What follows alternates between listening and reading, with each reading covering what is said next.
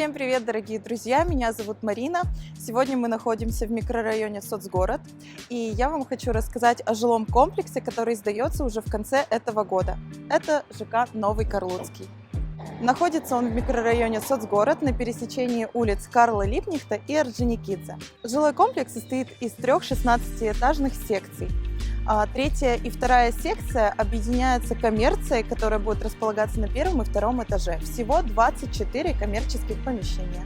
На первых этажах в каждой секции расположены общие колясочные. Теперь вам не нужно задумываться о том, куда ставить свой самокат, велосипед или коляску. Также вы можете приобрести индивидуальные кладовые, которые расположены в первой секции на цокольном этаже. Большое количество планировочных решений. Здесь вы можете найти от студий до квартир формата 3+. Всего от 5 до 7 квартир на этаже. Также есть уникальные квартиры с антресолью на 16 этаже. Высота потолков там 4,9 метра. Здесь будет уютный закрытый двор, свободный от машин. Вся парковка будет находиться по периметру ЖК. Застройщик сохранил концепцию создания дворового пространства, учитывая пожелания будущих жильцов. Примеры реализованных проектов дворов вы можете видеть в ЖК Новый Город.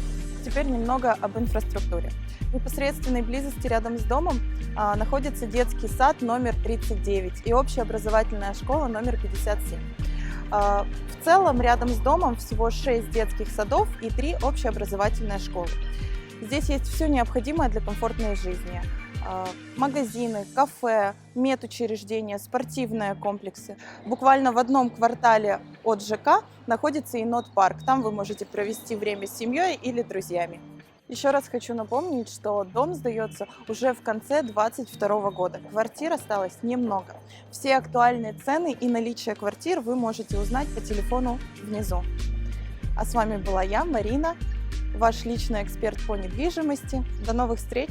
Жду ваших сердечек.